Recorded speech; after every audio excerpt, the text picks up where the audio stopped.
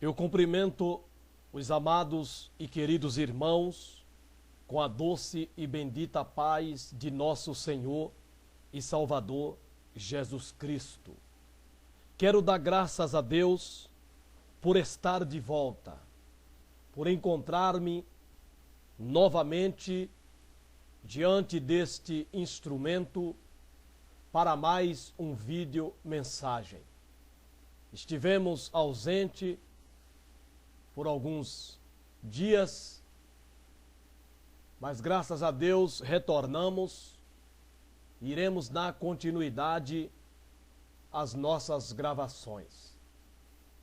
Louvo a Deus, exalto, glorifico por tudo aquilo que Ele é, pela sua soberania, pelo seu poderio, pela sua majestade, pelo Deus tão sublime que este Deus é. E é com alegria que servimos, que o adoramos, que o engrandecemos. E Ele é quem nos tem dado a graça e a oportunidade de encontrar-nos aqui neste exatíssimo momento. Louvo a Ele pela vida da minha filha, exalto a Deus por ela, entregando-a sempre nas sacras santas mãos do nosso amado e querido Deus, para que cuide dela como tem cuidado até aqui, e nisso temos nos alegrado. Queridos, convido-vos a ler um versículo na palavra de Deus, a priori que se encontra na segunda carta de Paulo a Timóteo, no capítulo de número 4, versículo de número 1 e o versículo de número 2, que diz-nos assim a palavra de Deus. Segunda carta de Paulo a Timóteo, capítulo 4, versículo 1. Conjuro-te, pois, diante de Deus e do Senhor Jesus Cristo, que há de julgar os vivos e os mortos na sua vinda e no seu reino. Versículo 2. Que pregues a palavra, instes a tempo e fora de tempo, redarguas, repreendas, exortes com toda a longanimidade e doutrina.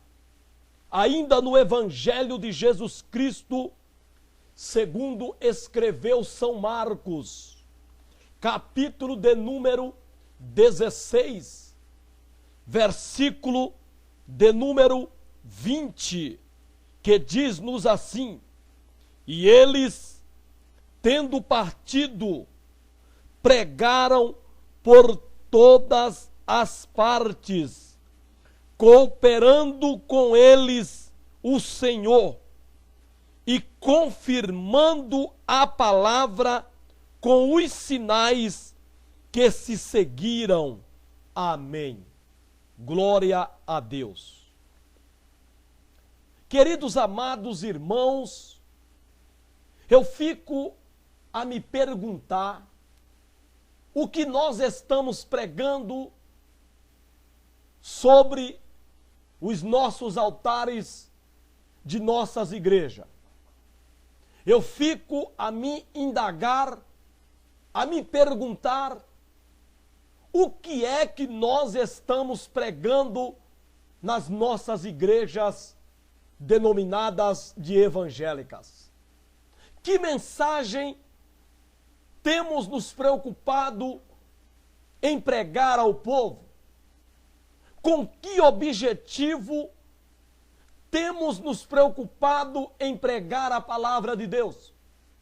Qual a finalidade de pregarmos? Qual o propósito de pregarmos? É simplesmente uma questão de tecer conhecimento? É simplesmente uma questão de vaidade?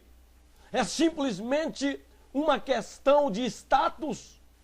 É o que nós temos visto nos dias atuais.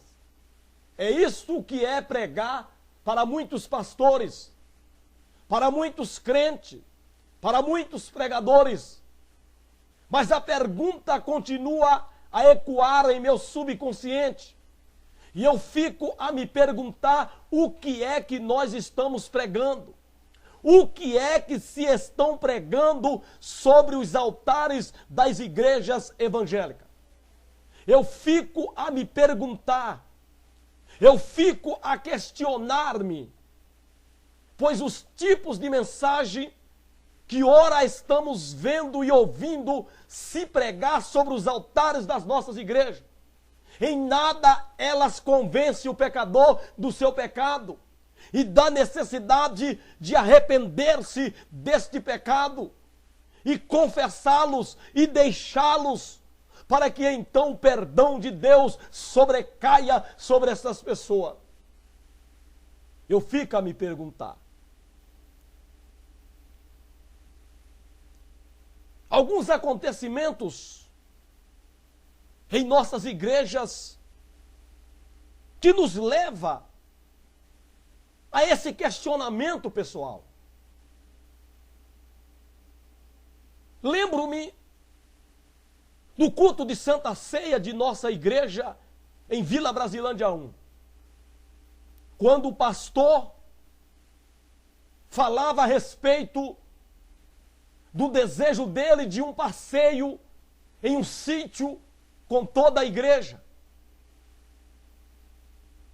Mas ao falar deste passeio e daquilo que se vai promover ali, parece que há um ataque àqueles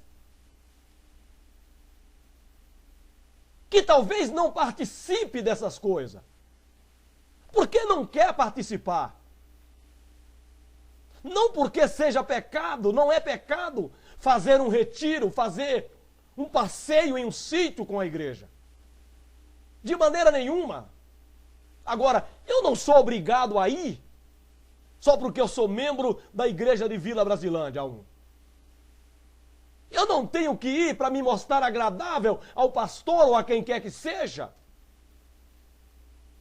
Então, nisto, parece que nós somos atacados. Parece que nisto, nós somos hostilizados perante a igreja. Porque quando se está fazendo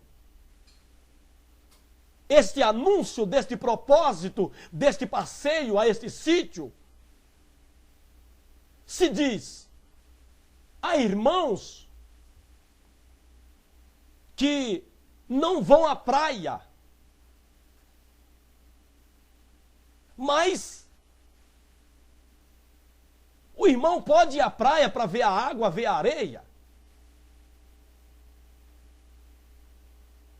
Mas se o irmão não vai, não critique quem vai, diz o pastor. Então eu vejo, irmão, que há um certo liberalismo para a prática daquilo que, para os ímpios, é pecado. Mas quando se é o crente que está praticando, o pecado não é pecado. É isso que eu passo a entender, que eu venho a entendendo em nossas igrejas. Que as práticas que são pecaminosas, quando praticadas por dois crentes, elas não são pecado. Por exemplo, nesses passeios que se tem feito, lá se faz de tudo. Inclusive o pastor até incentivou a levar a roupa de banho. Só que depois, quando ele foi pregar a mensagem, eu vi ele contrariando tudo isso. Que eu fiquei me perguntando, peraí, quer dizer que o crente ele não pode frequentar ambientes hostil à sua salvação?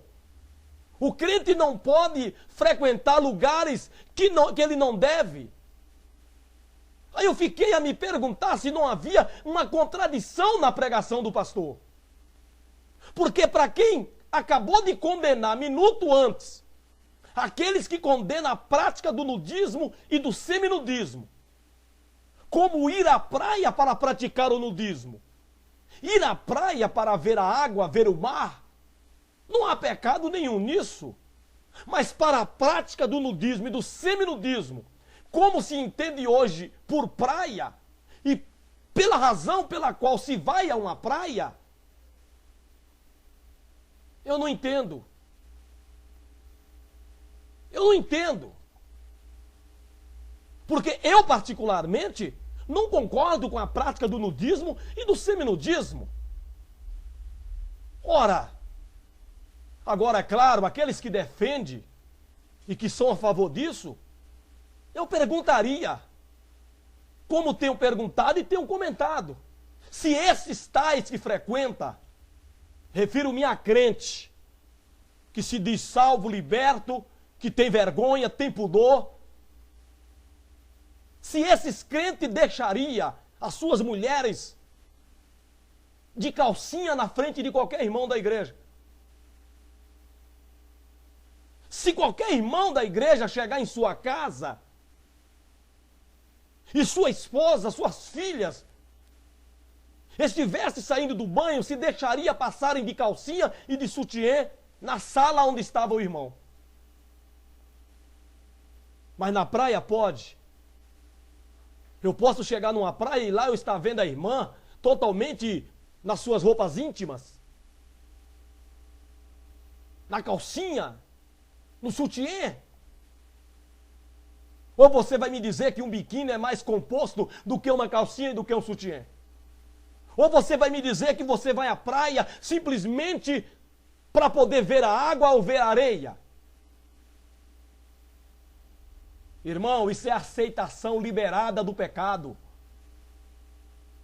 Ora, irmãos, eu já comentei aqui, todo mundo sabe o que se vai fazer numa praia. Todo mundo sabe o que se pratica na praia. Ninguém vai lá para tomar banho, irmão. Porque quem toma banho na praia, depois do banho de praia, tem que tomar um banho no chuveiro para tirar a água salgada do corpo. Ora, irmãos, perdemos a vergonha. A realidade é essa, irmão. Nós, crente, perdemos o pudor.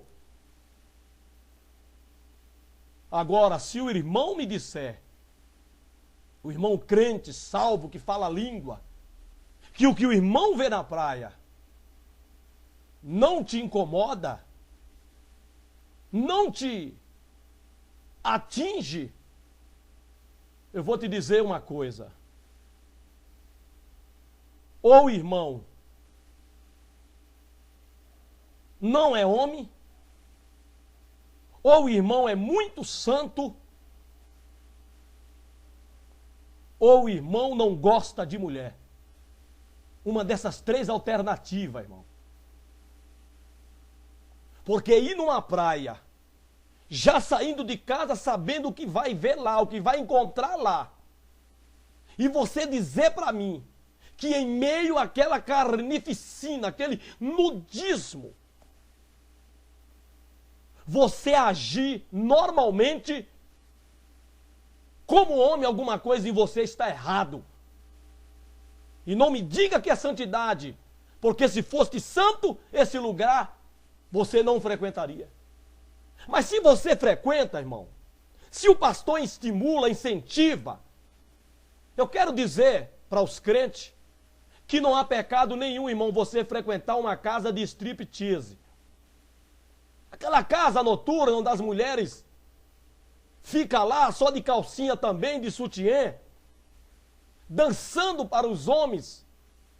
Ou aquelas casas noturnas em que as mulheres ficam só de calcinha e sutiã, servindo as bebidas na mesa dos clientes. Não há problema nenhum você frequentar aquela casa para tomar um refrigerante. Se você quer tomar um refrigerante e você quer ir numa casa de striptease, você pode ir. Não há problema nenhum. Assim como não há problema para um crente salvo ir a uma praia praticar o nudismo e o seminudismo. Você também, irmão, irmã, pode ir numa praia de nudismo. Não há problema nenhum. É o que se tem dado a entender em nossas igrejas. Naquilo que se estão pregando sobre os nossos altares. Agora, condenar aqueles que condenam tal prática, defendendo um passeio. Ora, irmão, pode frequentar uma casa de striptease. Se eu visse um irmão crente saindo de uma casa de striptease, eu não ignoraria. Eu não o condenaria de maneira nenhuma, irmão. Eu acharia a coisa mais normal. Como eu acho normal o irmão sair de um cinema. Porque o irmão tem televisão em sua casa, o irmão vê tudo na televisão. Então por que condenar o irmão que vai a um cinema? Não, irmão. Eu jamais condenaria o irmão nisso. Como também jamais condenaria o irmão que frequenta a praia, que é a favor da prática do nudismo, que é aquele monte de mulheres nuas e seminuas, só com as suas roupas que antes eram íntimas, não fere a santidade do irmão. Uma casa de striptease, irmão, também não. É lamentável, irmão, que a gente ouve se pregar sobre os altares da nossa igreja. Os incentivos, os estímulos a estas práticas. Ora, irmão, nós temos visto imagens, os crentes que têm frequentado passeios, que além do mais eles postam na internet, nas redes sociais, os que eles fazem lá. E nós temos visto os crentes jogando sinuque, pimbolinho. Ora, irmão, são jogos. Agora, peraí, por que condenar um irmão que vai a uma lotérica fazer um jogo? Por que dizer que é pecado o irmão entrar numa lotérica, o crente entrar na lotérica para fazer uma fezinha? Os crentes não têm lotérica? Ou tem? Tem algum pastor que tem uma casa de loteria? Porque se tiver, talvez o irmão indo lá fazer o jogo na lotérica de um pastor ou de um irmão nosso, isso não é pecado. Mas se ele for fazer o jogo na lotérica de uma pessoa que não é crente, isso é pecado. Porque o que é pecado hoje só é pecado se for praticado por pessoas que não são crentes. Mas se for um crente com crente, não é pecado. Tudo o que se dá a entender hoje nas nossas igrejas é que o sexo fora do casamento, se ele for praticado por dois crentes, não é pecado. Ele não é disciplinado, ele não é disciplinado. Mas se ele praticar com uma mulher não crente, ou se a crente praticar com um homem não crente e for descoberto, aí ele vai ser disciplinado, porque ele pecou. Mas o pecado, quando é praticado por crentes, ele não é pecado, não é considerado pecado na igreja pelos pastores. Se o crente ele tem uma mesa de sinuca em casa, ele pode jogar. Ele pode jogar baralho em casa, ele pode jogar dominó em casa, entre família, que não é pecado. Mas se ele for jogar no bar, aí é pecado. É isso que estamos entendendo ser pregado em nossas igrejas. É isso, irmão, que nós estamos vendo ser estimulado. O pecado cometido por pessoas ou com pessoas que não são crentes, ele é pecado. Mas se o pecado for cometido por crente, ele não é pecado. Por isso que os crentes, eles jogam baralho, dominó, bola, eles jogam sinuque. Os crentes, tem crente que tem isso em casa, irmão. E isso é tido como lazer. Então, pera um pouco, pastores, crentes, irmãos, não há pecado nenhum ir à casa lotérica fazer um jogo. Inclusive tem irmãs que trabalham nas casas lotéricas como caixa das casas lotéricas, fazendo jogo. A realidade, irmão, que nós estamos vivendo hoje, e que se está pregando de maneira maquiada sobre os nossos altares, quando se condena alguém que condena aquilo que é hostil à nossa salvação, é o liberalismo para práticas do que é pecado, mas que se for praticado por 2 crentes, três crentes ou mais crentes, não é pecado. É isso que nós estamos vendo, é isso que eu tenho visto, e é isso, irmão, que se estão falando nas nossas igrejas. Lamentavelmente.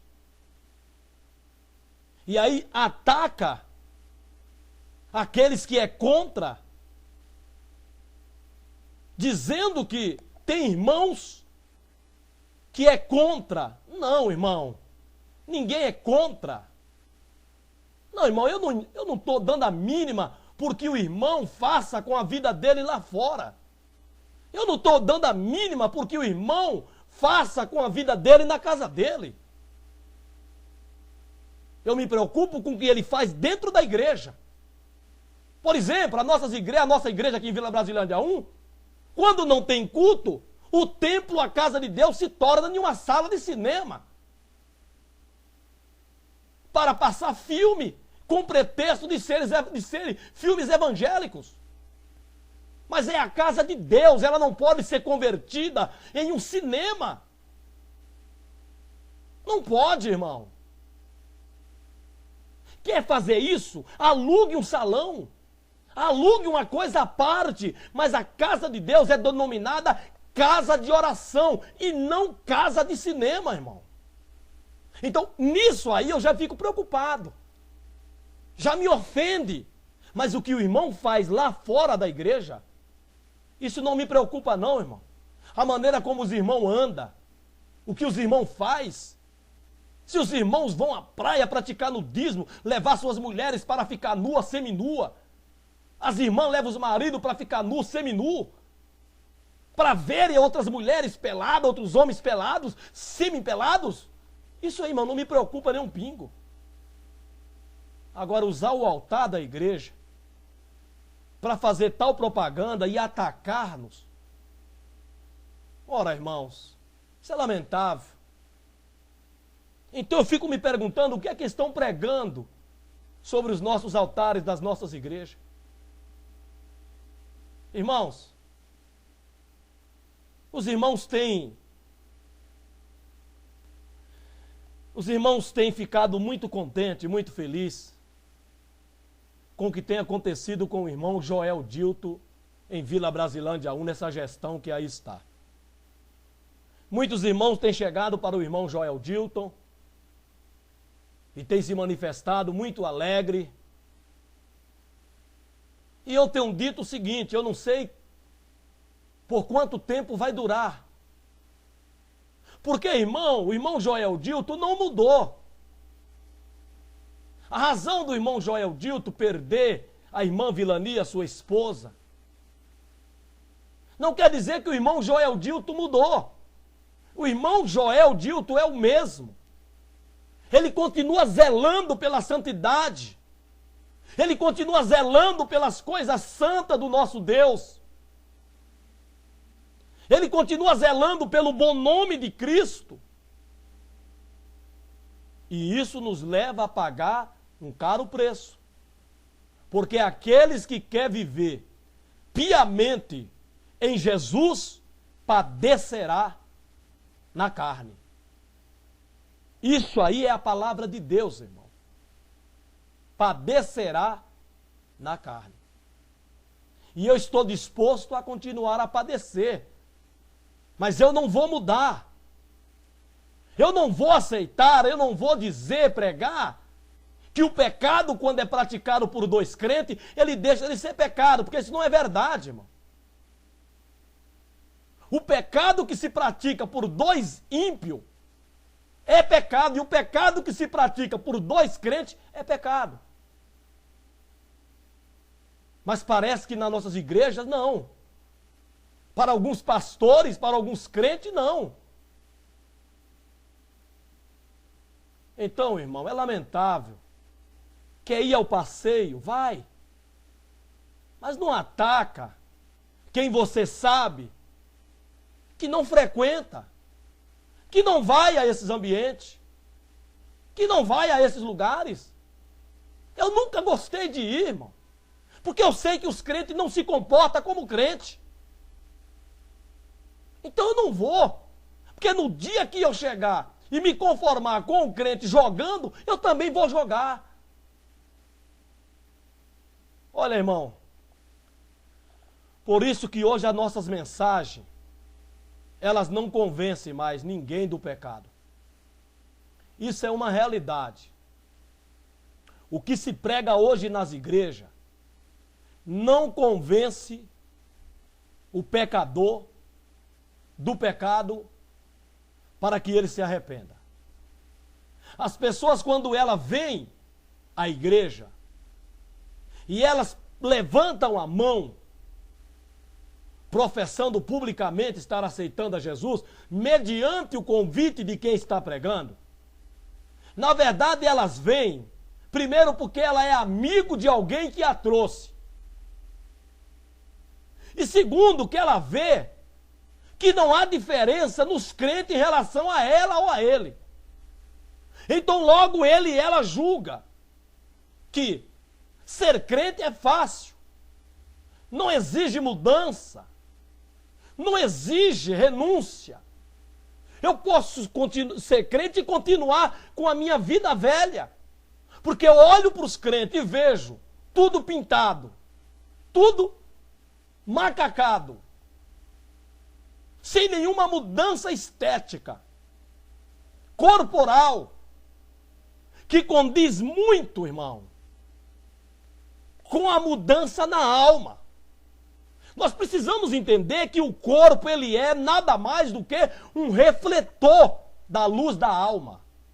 O corpo reflete para o mundo externo o que é a nossa alma. O corpo sem a alma, ele fica inerte, sem movimento, sem desejo algum.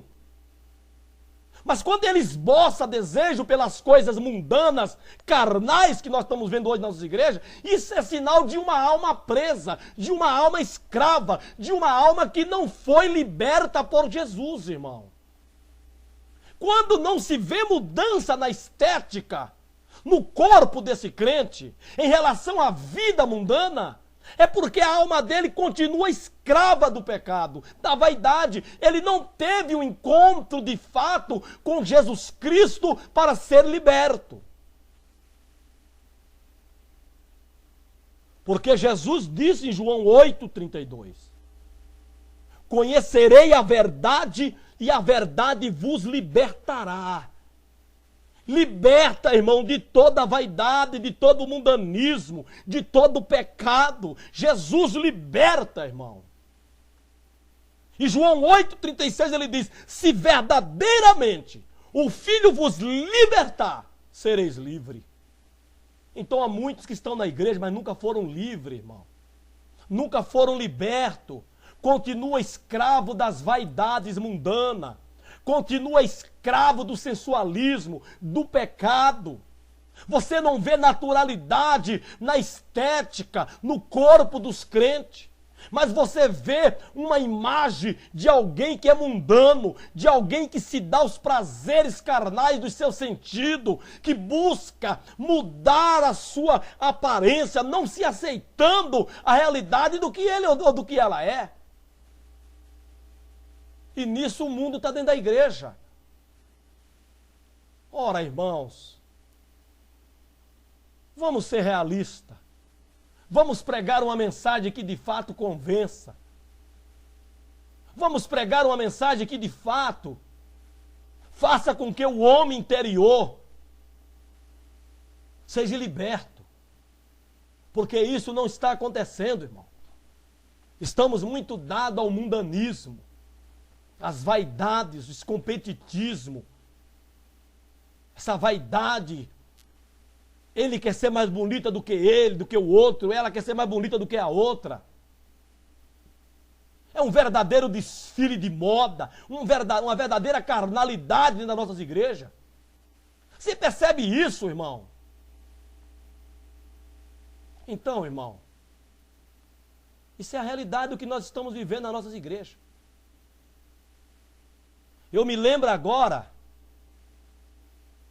de um domingo desse mês, uma irmã subiu no altar,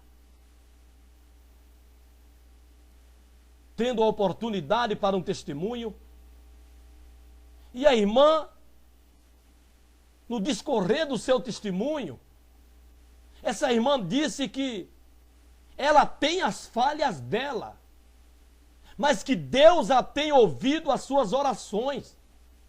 Ela tem as falhas dela, mas que Deus tem atendido as orações dela. Veja, irmão, aí eu ouço isso e depois não vejo uma refutação do pastor em relação a esse dizer. Esse dizer, ele é pernicioso. Ele estimula as pessoas a entender e a aceitar que mesmo com as suas falhas, Deus lhes atende, Deus lhes responde. Então, se Deus me responde e eu com as minhas falhas, por que eu vou me consertar delas? Por que eu vou deixá-las? Se mesmo assim Deus me atende, eu oro e Deus me ouve. Quando Deus diz que Ele não ouve a pecador, mas se alguém lhe é temente, a esse Ele ouve. Deus diz que as minhas mãos não estão encolhidas para que eu não possa ajudar, e os meus ouvidos não estão agravados para que eu não possa ouvir, mas os vossos pecados causam divisão entre mim e entre vós. E como que eu, com as minhas falhas, Deus ainda continua me atendendo, me respondendo? Então, se assim é, para que eu vou querer mudar? É isso que nós temos ouvido pregar em nossas igrejas, irmão. E isso me dói, me preocupa. Porque, pera um pouco aí. Eu dizer que nós somos falhos, aí é uma coisa. Que nós somos falhos, irmão. Nós somos falhos, mas Deus tem nos ajudado, tem nos atendido. Aí é uma outra coisa. Somos falhos, ou seja, como seres humanos, somos sujeitos a falharem. Mas isso não nos dá o direito de cometerem falhas. A minha condição de ser humano, terreno, sujeito a falhar, não me dá o direito de falhar. Não quer dizer que por eu ser um ser humano com sujeito a falhar, eu vou andar falhando e vou me conformar com as minhas falhas e vou até pregar no altar dizendo que eu tenho as minhas falhas. Não, nós podemos até cometer falha, mas temos que nos arrepender delas, nos converter delas e não falharmos mais, irmão. Temos que procurar não falhar. Nós falhamos não é porque nós queremos falhar. Nós falhamos porque nós, como seres humanos, nós falhamos. Mas quando eu ouço uma irmã subir no altar da igreja e dizer que eu tenho as minhas falhas, quer dizer, então não deixou, não se arrependeu delas, continua com elas, mas mesmo assim Deus a tem ouvido e a tem respondido às suas orações. Então para que essa irmã vai se preocupar em mudar? Para quê? Hein, irmão? Então não precisa mudar. Eu vou deixar as minhas falhas para quê? É como dizer, eu tenho os meus pecados, mas mesmo assim Deus me ouve. Eu tenho os meus pecados, mas mesmo assim Deus tem respondido às minhas orações. Em vez de eu dizer, irmãos, nós pecamos, mas Deus tem ouvido as nossas orações. É diferente. Então isso é preocupante, irmão. Isso é preocupante eu me preocupo muito quando eu não vejo uma refutação por parte do pastor.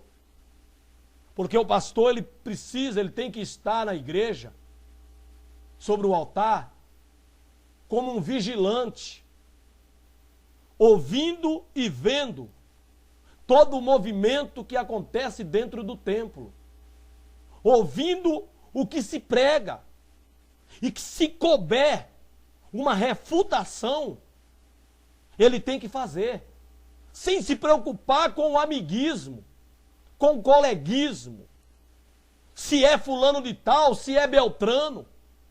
Não importa, a amizade tem que ser deixada à parte.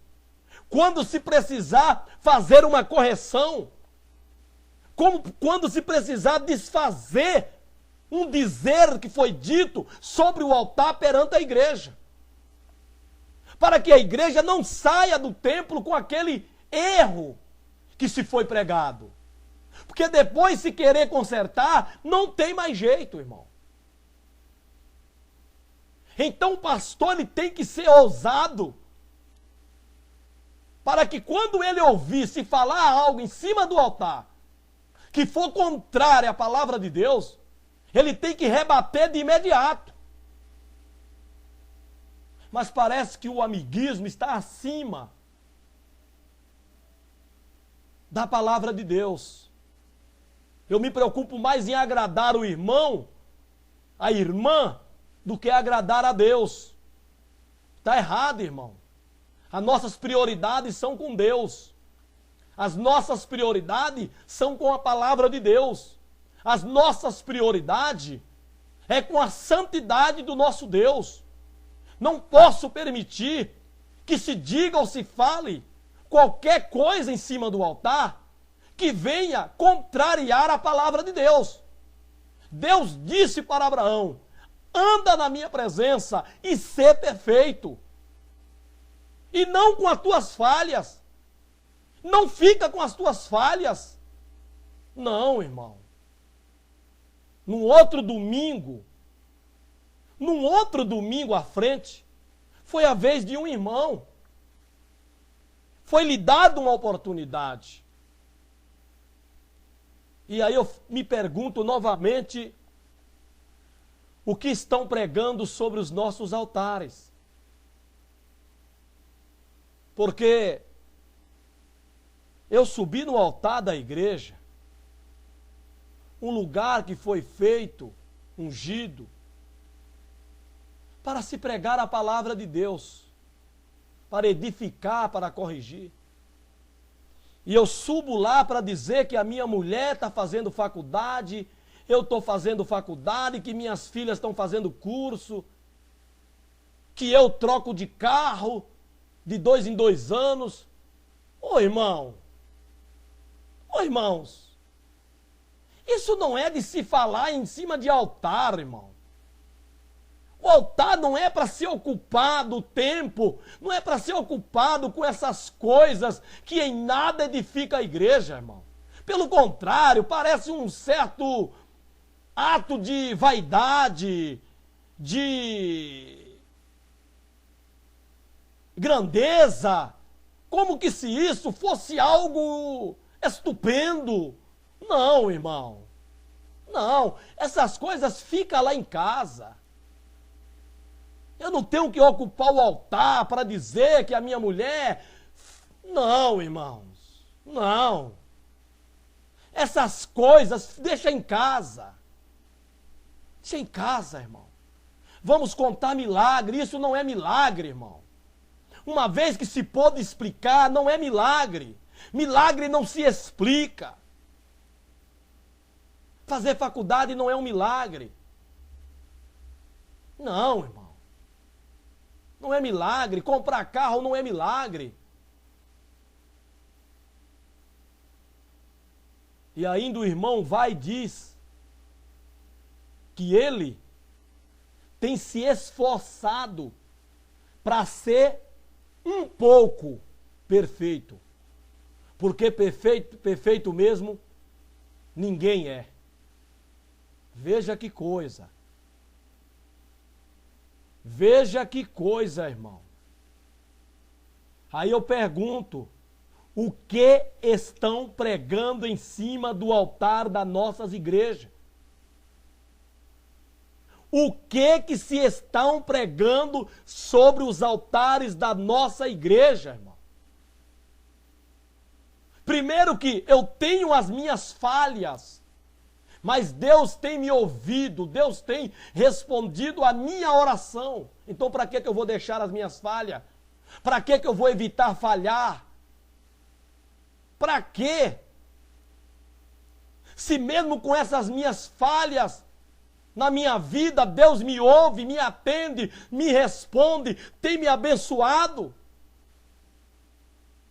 E aí depois eu ouço o irmão falar que ele tem se esforçado para ser um pouco perfeito. Porque perfeito mesmo ninguém consegue ser.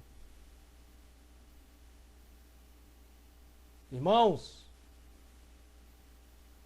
o que dizer disso? Não caberia uma refutação do pastor nesses dois assuntos? Rebatendo? Mostrando para a igreja que não, irmão. Nós somos falhos. Mas não podemos estar com as nossas falhas que cometemos. Falhamos, pecamos. Vamos confessar. E vamos fazer o máximo para não falharmos. Mas se falhar, vamos confessar e deixar as nossas falhas. Não, irmão. Nós temos que ser perfeito. Jesus veio como homem, viveu como homem, foi perfeito como homem para nos dar o exemplo de que nós, como homem que somos, podemos ser perfeitos diante de Deus, sim, Senhor.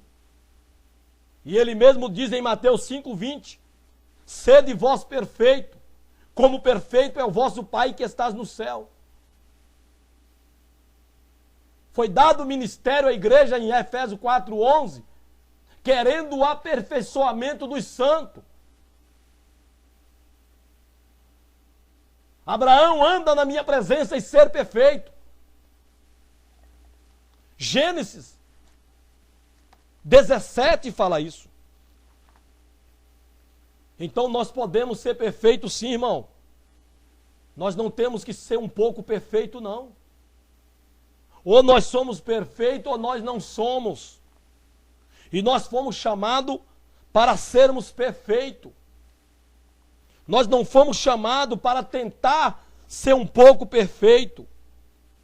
De maneira nenhuma, irmão. Nós não fomos chamados para ser um pouco perfeito. Nós não fomos chamados para tentar ser um pouco perfeito. O que estão pregando sobre os nossos altares? O que nós estamos pregando, irmão? Que mensagem estamos nós pregando? Então Paulo diz a Timóteo, conjurando, levando Timóteo a jurar,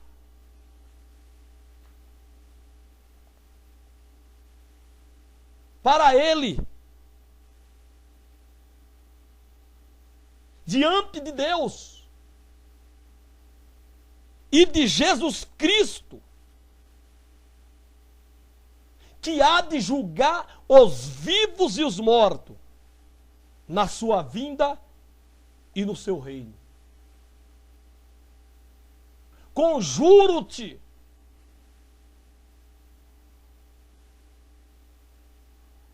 que pregues a palavra de Deus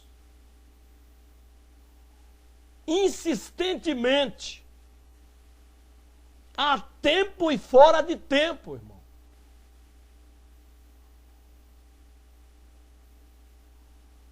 Redargua,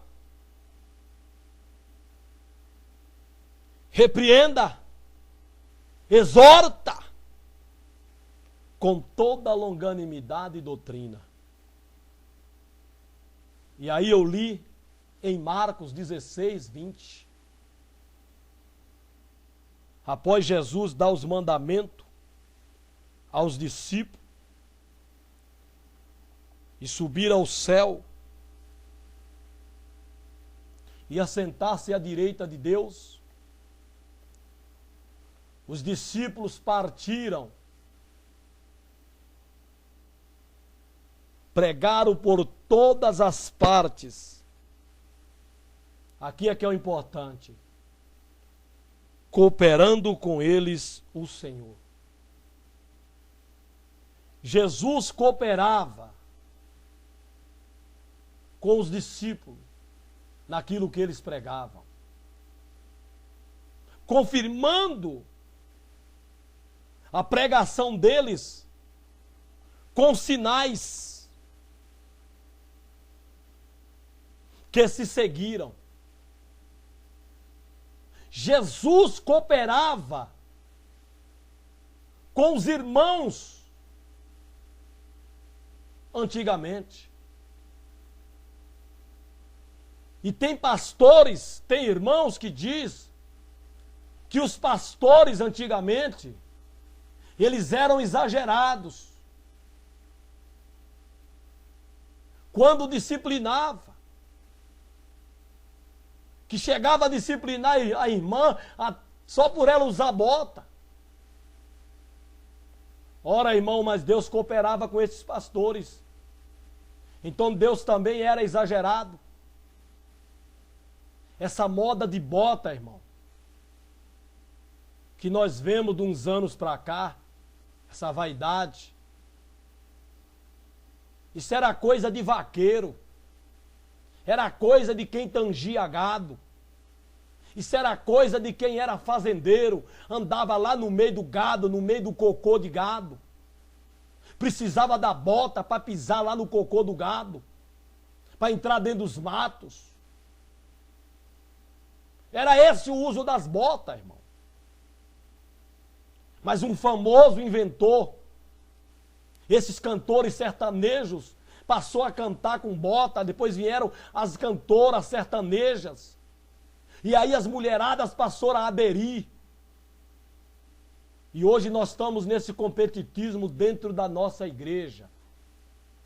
Pessoa compra uma bota acima do joelho e diminui o tamanho da saia.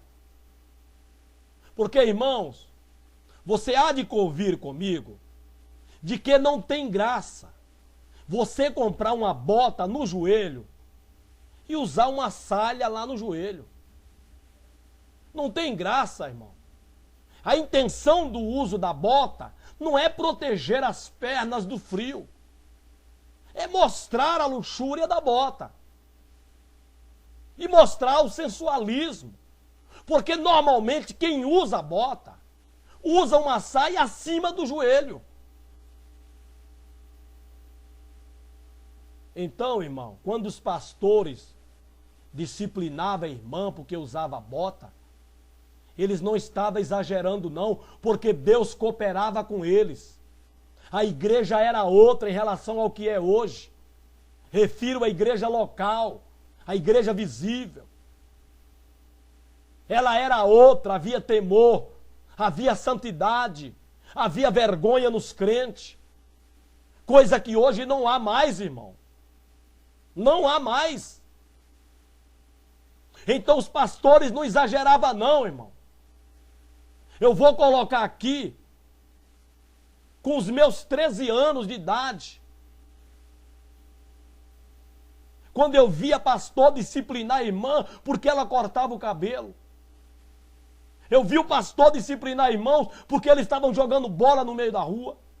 Eu vi o pastor disciplinar irmãos porque eles andavam de bermuda, sem camisa na rua. E a igreja era diferente, irmão. Havia poder, havia milagre, havia batismo, havia línguas estranhas. Isso era sinais da cooperação de Deus com esses pastores. Então Deus também era exagerado. Era Deus então que era exagerado. Quando esses pastores aplicavam a disciplina nessas pessoas que andavam dessa forma. Mas hoje estamos modernos, crentes modernos, andam seminus, jogam, fazem tudo o que as pessoas não crentes fazem. Mas cadê a cooperação de Deus? Cadê os sinais na igreja? Quando as pessoas se convertem e elas vêm à igreja, irmão, não é porque elas foram convencidas pela pregação da palavra de Deus, não. Elas vêm à igreja porque a igreja tem divertimento. A igreja oferece cinema. A igreja oferece sessões de cinema. A igreja oferece quadra de esporte. A igreja oferece lazer mundano. Aqueles que eles praticavam lá quando não era crente. Então eles vêm para a igreja oferece tudo isso também. Só que de um modo santo, né? É isso que se dá a entender, que se prega. Que o jogo que os crentes fazem é santo, porque é entre crentes. Os que os crentes praticam é santo, porque é praticado somente entre crentes. Então por isso que as pessoas vêm. Elas não precisam mudar. Elas não precisam deixar a vaidade, o mundanismo. Então as pessoas vêm. Então elas vêm dizendo que aceitaram a Jesus, mas não aceitaram a Jesus não, irmão. Há muitos crentes na igreja que nunca aceitaram a Jesus. Porque Jesus muda. Jesus transforma. Jesus renova. A pessoa é convencida das coisas mundanas, daquilo que é mundanismo, e ela toma nojo, ela deixa. Mas se isso não acontece é porque Jesus nunca convenceu esta pessoa. É o que estamos vivendo, irmão. As pessoas não aceitam a Jesus porque foram convencidos pela pregação da palavra de Deus. E sim por aquilo que a igreja hoje, de mundano, oferece para as pessoas que vêm à igreja. O que estamos pregando? Cadê os sinais de Deus no meio da igreja, cooperando conosco naquilo que se prega? Aí você vem dizer para mim, como eu tenho ouvido se falar aqui em nossa igreja, atacando, porque você sabe que no meio de tanta gente sempre há um ou dois que vai pensar contrário.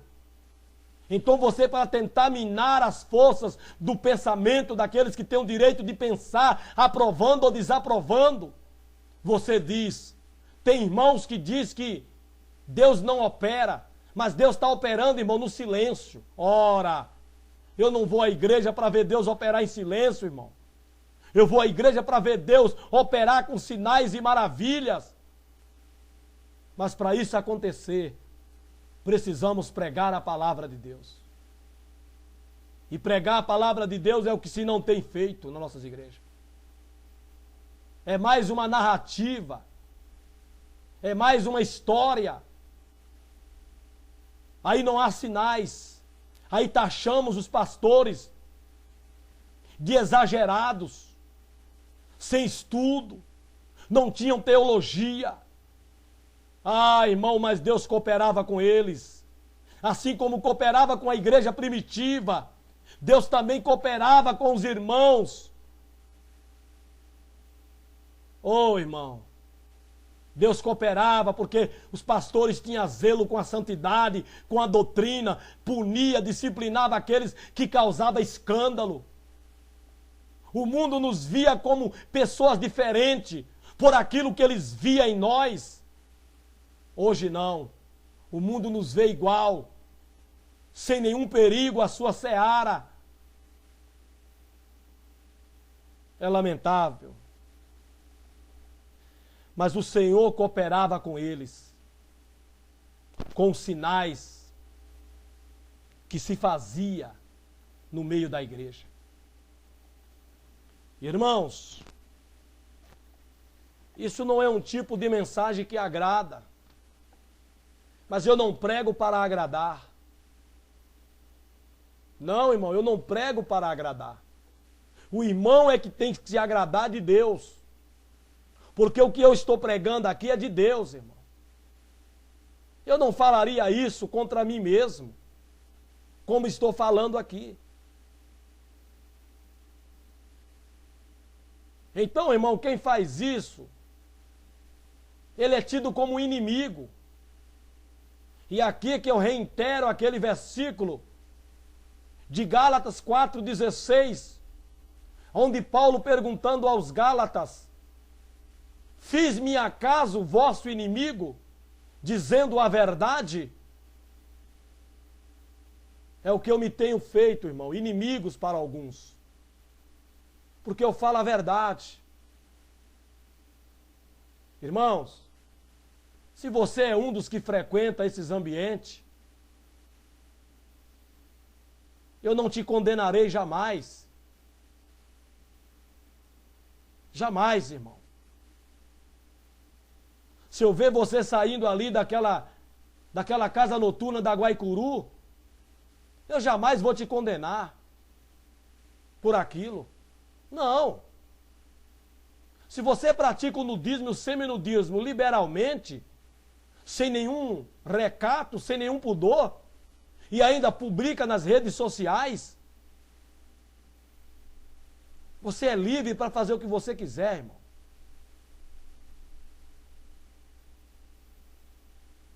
Mas o que estão pregando? Que tipo de mensagem se prega em nossas igrejas?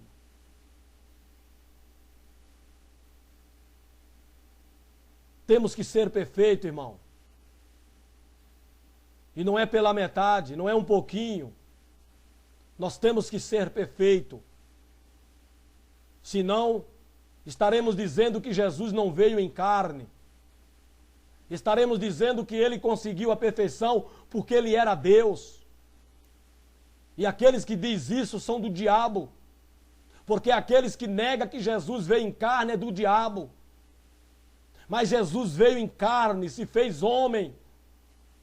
E foi perfeito para nos dar a entender que nós podemos e temos que ser perfeitos, irmão.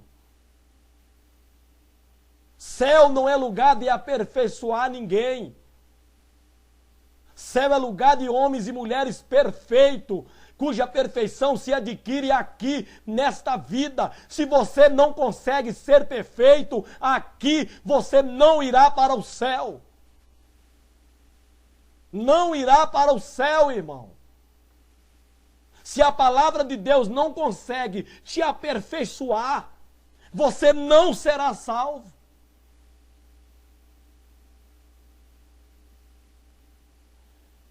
Temos que ser perfeito. Temos que deixar as nossas falhas, irmão. Nós falhamos. Mas não é para ter as nossas falhas em nós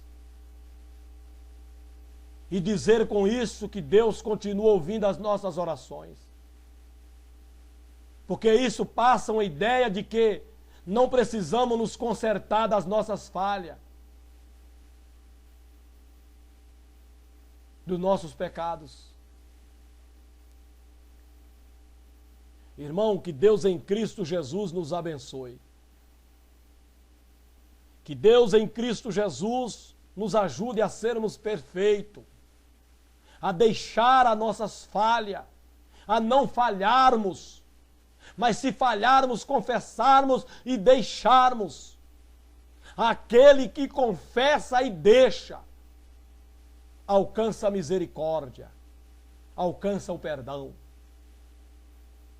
Mas reter as falhas não receberá o perdão, irmão. Que Deus nos abençoe, que Deus nos guarde em Cristo. Amém, Jesus. Amém, Jesus. E amém, Jesus.